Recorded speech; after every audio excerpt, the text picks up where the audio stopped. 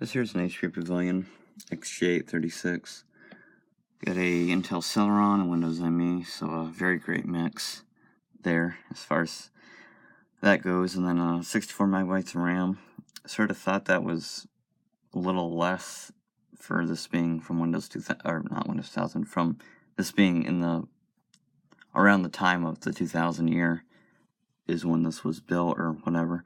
So I thought that was sort of a small amount for that, but I guess it was enough for Windows Millennium.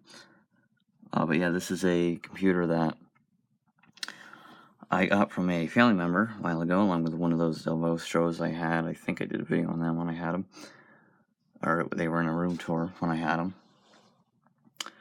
But yeah, so I had brought this out a little while ago to install some software because it was running Windows Millennium and it was running very slow. So I decided I would try to install some crapware from it. Just out of boredom, I think, and I went into MS-DOS prompt and just messing around, typed in del and then a asterisk, which is a way to delete stuff, and command prompt and MS-DOS, as sort of just messing around because it's the only command I know, the only command that actually worked in DOS prompt that I tried. But that was just out of boredom, and I guess I'd shut the computer down and start it up maybe a little while later. I don't remember really why I did that, but when I did that, it started up and said it needed an emergency boot disk and that it was missing the file system dot, I don't know, it was something.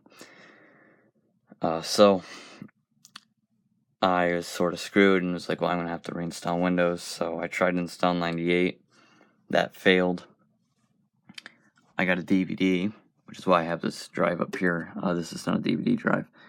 So I got a DVD, burned Windows Millennium onto it, tried to install that, but it was being a little retarded and would not install since I had a previous version of Windows.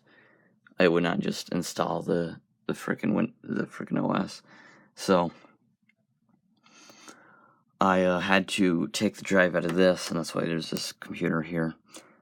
Put it in that, boot that into XP, and then delete everything out of the drive so there would be nothing on there. I was then able to get Windows Millennium to install onto this. So,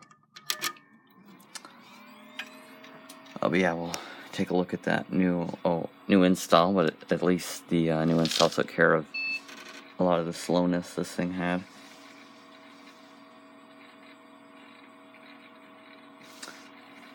So yeah. I don't actually mind the look of Windows Millennium. I feel like it looks maybe a little better aesthetically than 95 or 98 in certain aspects, certain ways, but I haven't used them in a very long time. So yeah, it's back and it works quite well. Probably getting some glare here.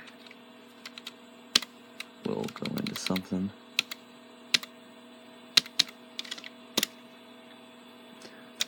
Actually, I'll try paint and see how that acts. See, too bad I got rid of the original install on this accidentally. It had a lot of HP installed stuff, so like a background and stuff. When I deleted everything, I really didn't care very much at the time about, saving stuff that was on the drive, since it actually had stuff from the Windows ME install, which would explain why 98 was all messed up. It must have done something. I don't know what happened there. But I believe it emptied everything in the recycle bin on this, so I'm actually going to look around and see if I can recover any of that. But at the time, I really did not want to be bothered with backing any of it up.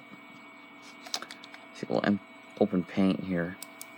Yeah, it seems to run fine at 64 megs, so maybe that is alright, but for a computer from 2000, I sort of expected a little more than that.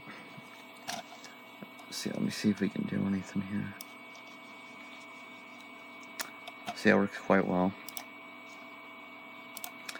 If anybody sees this, these flashes going across the screen, one just went by there. If you don't know, that's just a thing with how cameras look at CRTs. To me, obviously, it looks alright. So yeah, I figured I'd do a video on it now, because I thought it looked kind of cool, sitting like this. But yeah, I'm going to pack this back up.